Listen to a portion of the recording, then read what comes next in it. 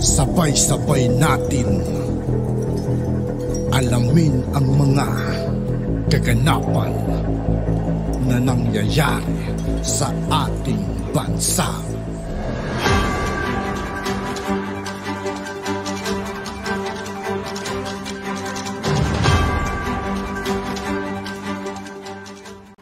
Yo, what's up mga kaibigan? This is I2K po again. Ngayon nandito naman ulit tayo sa channel ni Pinas Viral News. Dito naman ulit tayo magbibigay ng komento at reaksyon. Kaya samahan nyo ako guys. Let's go! Ito ang nakakagulat sa nakaraang pagdinig sa Kongreso at tungkol sa prangkisa ng SMNI at ng resolusyon ng mababang kapulungan na pahintulutan ang ICC na magsagawa ng investigasyon sa bansa hinggil sa war on drugs ng dating Pangulong Rodrigo Roa Duterte. Ay kapansin-pansin naman na absent si Congressman Rodante Marcoleta. Pero bago ang lahat mga kababayan, kung bago ka pa lamang sa channel namin, ay huwag kalimutang mag-subscribe at pakiclick na din ang notification bell para mas maging updated ka pa lalo sa lahat pa ng mga bagong videos na i-upload namin. At yun na nga mga kababayan, banat pa ni Congressman Marcoleta ay hindi siya naimbitahan ng kanyang mga kasama sa Kongreso na umatin na ayon pa sa marami sa ating mga kababayan ay malamang nakukontrahin siya ng mga ito sa kanilang pang-aabuso sa kapangyarihan ng Kongreso. Matatandaan na ipinakontempt ng mga mambabatas sina ka Eric Celes at Dr. Lorraine Bagoy nang dahil lamang sa hindi nito pagsagot ng tanong kung sino nga ba ang source nila na di umano'y balitang 1.8 billion pesong travel expenses ng House Speaker na walang iba kundi si Martin Romualdez. Matapos nga lumabas ang balitang ito ay umani agad ng samot-saring komento mula sa marami sa ating mga kababayan, kung saan ay marami nga sa kanila ngayon ang hindi napigilan ng kanilang sarili na maglabas ng kanilang hinaing at komento sa mundo ng social media. At ayon pa sa kanila, huwag ka nang umatin dyan Kong Marcoleta, masisira pangalan mo. Huwag mong gayahin si Akop nagpaggamit. Sinadya na hindi ka inimbitahan kasi babarahin lang sila ni Good Congressman Marcoleta. Dapat nandoon kayo Kong Marcoleta dahil kayo lang ang matalino dyan sa Kongreso. Nagtataka nga kami bakit wala kayo sa hearing. Si Kong Marcoleta ay hindi abusado at hindi nila mabubusalan, lalo na kung alam ni Marcoleta na mali ang gagawin desisyon ng ibang kongresista. Sasablay ang plano nila kung nasa Kongreso din si Kong Marcoleta. Ang inabisuhan lang nila yung may mga sama din ng loob sa SMNI na mga congressman alam na din. Sagutin muna nila ang tanong para sa 1.8 billion at hindi tanungin kung saan at sino ang source. Ano ba yan kung ang kanilang tanong ay hindi nasagot? Kulong kaagad, ani ba demokrasya or komunista? Saan ang freedom? Maraming salamat Kong Marcoleta, hindi nagkamali aming pamilya sa pagbutos sa iyo. Sayang ang bilib namin kay Akop. We cannot believe the man to become so disappointed for this statement. When we view the hearing, we have high hopes to Akop for fair hearing, but to our surprise, what? End quote. ICC issue? Bayaan mo nang mag-discuss dyan si Nelson. Ito ni Amata naman siya. Mas naniniwala ako sa kanya kaysa tayong dalawa mag-discuss na dyan. Meron kasi, tama pa, at least tayo kung Amata na sasagot, wala tayong kompromis. Meron kasi mga latest na mga pahayag ngayon. Ano, ha? Una, kinunan po ng ilang mga reaksyon sa isang ambush interview yata ang Pangulong Bongbong Marcos ukol dito sa resolusyon. Pero itong resolusyon ba ito ko? Ngay, bago ba ito? Dati na po itong resolusyon na inihain po ng parang 2 o 3 congressman po. Yung isang resolution tungkol parang Oktubre pa yun eh. Last October pa, okay. Oo, tapos biglang yung kay Congressman Abante mukhang bago-bago ng konti. Opo. Pagkatapos yung biglaan na parang isinama yung kay Kong Edsel Lagman. Yung sa parte naman ng Bicol. Hindi nga ako naka-attend dyan kasi wala namang notice eh. Nagtaka ako. Bakit sabi kong gano'n sa staff ko? Teka muna. Ba't kayo mo lang sinasabi? Karaniwan naman eh. 2 araw eh. Alam na natin yung... kasi po, kagabi lang po sinabit sa email kaya hindi ko po masyadong napansin. Gabi na kaya ngayong umaga.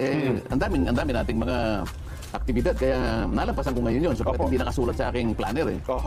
Bakit na naman nangyari? Doon mo sa panukala ni itong pinaka-latest nga po kay Kong Benny Abante, parang hinihikayat po niya ang mga ahensya ng pamahalaan para makipagtulungan po sa isasagawang investigasyon na raw at papasukin ang ICC prosecutors dito sa ating bansa para once and for all ay maliwanagan itong mga usaping ito, Kong at Nelson.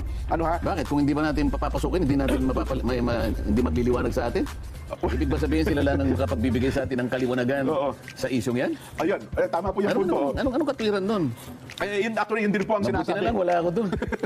Yun din ang sinasabi ng iba. Bakit sila lang ba? Kung sila pa yung mga international o mga banyaga, sila makapagbibigay ng linaw. Bigyan natin ng perspektiba yan. Kasi ang pagkakaalam ko, si Pangulong Bongbong, nauna na nagsabi. Ayan, tama po. Kung natatandaan ko, sa palagay ko naman na may mga tala tayo dyan, lalo na yung mga staff natin dito, nagtatala ng mga binabanggit ng Pangulo, yung mga talaga. Halimbawa, sinabi niya, we are done with ICC. Di ba sabi niya? Opo, totoo po yan. Any probe that will be conducted by ICC is an intrusion into our internal affairs. Parang gano'n sinabi niya. Opo, tama Or po. it's even a threat to our sovereignty. Yes. Teka muna, paano yun? Na ano na ba yun? Wala na ba? Ibig sabihin, nagiba na ba yun? Well, Palagay ko matibay ang pasya ng Pangulo doon. Hindi pa nababago yata yun. kanina ko, aywan ko lang, ito, analysis ng ating mga kababayan. Nauna kasi, Jen. Oo. Kaya parang biglang nagkaroon, di ba, kahapon sabi na parang nagkakaroon na ng lamat. Oo nga, Dito oo. sa naturang posisyon. Oo. Kaya Dahil, naman puro kayo mga intrigero eh. Mga lamat naman yan. Unitin tayo eh. ayun nga ho, dahil mismo si Vice President Sara Duterte nagsabi, Oo. may nauna ng posisyon dito ang gobyerno. Si Opo. Pangulong BBM, igalang nyo naman. Ayun na nga. Kaya lang ang sumunod na nagsalita ay si DOJ Secretary Boying Rimulya. Boying, Nako. na dati-dati ay matigas din ang paninindigan. Siga yan. Hindi po pwedeng pumasok dito yan. Siga ng Cavite, ngayon ni DOJ Secretary yan. Umiiral ang justice system sa Yan. Pilipinas. Ako ang kalihim ng justice. Katarungan, Oo. nagawar ng katarungan. Pag Tama. pumasok sila doon, parang wala naman akong, parang hindi akong kalihim. Pero kahapon, isang araw, ang sabi niya, tatanungin ko muna ang Malacanang. Tatanungin ko po ng Malacanang kung ano reaksyon o kung sa resolusyon na yan ng Kamara ng Representante. At nung nagsalita ng Pangulo, Oo. ano natin naintindihan, baka merong mga maging pagbabago dyan. Ano ba sabi ng Pangulo? Well, kanina ito Kong at Nelson, sa isa pong pakikipagpanayam sa Pangulong Bongbong Marcos, ayon po sa Pangulo, ito po, ito yung papasahin ko. Verbatim. Opo. There is also a question. Should we return under the fold of the ICC? So that's again under study. Ayun. Yan. So, we'll just keep looking at it and see what our options are. Yon ang sinasabi. So ngayon, naging understudy na yung pagbalik sa ICC.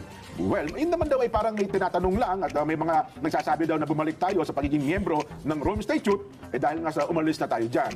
Yun po. Pero hindi magkatugtong yung dalawa na yan din. Ito, Okay. ang sinasabi natin kanina, ang sabi ni Pangulong Marcos, any probe, anumang pagsisiyasat, Opo. sabi niya, conducted by the ICC would be an intrusion into our internal matters. Yan, panghihimasok. Opo. And a threat to our sovereignty. Yeah. Ito, mabuti, natatandaan ko. Sabi niya, we are done talking with the ICC. Opo, tapos na. Di ba? Like what we have been saying from the beginning. Opo. We will not cooperate with them in any way, in any form, and in any shape. Matibay ito eh, categorical ito eh. Opo. Ngayon, yung sinasabi mo na siguro merong nagano, Mr. President, baka sakaling pag-aralan po natin kung babalik. That's another. Ayun, Pero ayun. hanggang hindi pa pinag-aaralan, kung ano man ang direksyon ng pag-aaral na yon, at kung sino man yung nagmumungkahi na yon, Oo. habang wala pa tayo doon, ito yung matatag na pangungusap ng Pangulo. Okay. Di ba? Opo. We're done talking with the ICC. Yun ang aking pagkakaalam din dyan. Opo. At- Ngayon, kung ikaw ay naniniwala na, alam mo naman sa ating setup ng politika, Opo. ang mababang kapulungan din Opo. dahil alam mo pagka ang speaker ay kaalyado ng pangulo, Oho. di ba? Lahat ng mga patakaran at pagpapasya ng pangulo, ang nagbibigay ng kaukulang pagpapatibay diyan ay yung House of Representatives. Ay, tama po Di naman ba? po. Opo, oo. Wala naman sigurong duda na ang ating pangulo at ang aming speaker ay magkamag-anak na Pinsang buo yun talaga pinsang po. buo ito. Opo, oo. Ngayon, paano mangyayari paano maghahain kayo ng resolusyon? Hindi ba ninyo inaalintana yung naunang Pahayag ng categorical Oho. na pasya ng Pangulo? Oho. Kung halimbawa yun, nabago na, ibang usapan na yun. Pero hindi ako naniniwalang nabago na yun, Nelson. Mukhang nananatili pa. Totoo yan man Kong. Yan, at yan din po laging kinukong. Yun ang una-muna nating bigyan ng matinding at malalim na konsiderasyon. Diba? Opo, Pagkatapos, saka na natin pag-usapan, talaga bang merong jurisdiction ng ICC? Di ba? Opo. Yan, lalong malalim na lalong malalim na usapin yan. Oho. Kasi kung ang pag-uusapan ay yung mismong statute din, kahit na paano naman binabasa-basa rin naman natin yung statute na yan, yung Rome Statute na yan. Ako, sa akin pagtansya, mali na papasukan tayo ng ICC din sapagkat Ganun po. iba yung kailangan may distinction dito eh. Yung existing jurisdiction at saka yung exercise of jurisdiction. Maalala mo na kailan ba tayo pumalas sa ICC din? 2019 po. Ayon Opo, sa opo. avatar ni Nelson, 2019. Ngayon, ito namang prosecutor, ito yung OTP. Opo. Ano ba yung OTP? Ito yung Office of the Prosecutor. Dalawa yan eh. Isang babaeng galing sa Africa. Opo. Diba? At saka isang lalaki. Hindi, nauna yung ano. Nauna yung lalaki ata po. Hindi, nauna yung babae. Ah, oo nga pala, napagkamalang kong lalaki. Napagkamalang mo lang lalaki, pero oo. babae yun. Opo. Yun ang dapat na niligawan ni Saito. hindi si... Ano ba yun? Si Ayla, oo. Ayla, Si Ayla, okay. oo. Ganito yan. Kumalas tayo 2019. Opo, March 17, 2019 O, po. 2019. Naging effective after 1 year, tama? Yes po. Oho. Kasi ang proseso lang magpapile ka lang ng notice sa Secretary General ng United Nations. Yun ang requirement. At yun na nga mga kababayan, ano nang masasabi mo kung meron kayong hinaingat komento tungkol sa video na ito? At yun nga po mga kaibigan, dito po nagtatapos ang ating reaction video. Muli ako po si I2K ng Sundalo ng Tunggalo. Maraming salamat sa patuloy na pagsuporta. Yeah, peace out.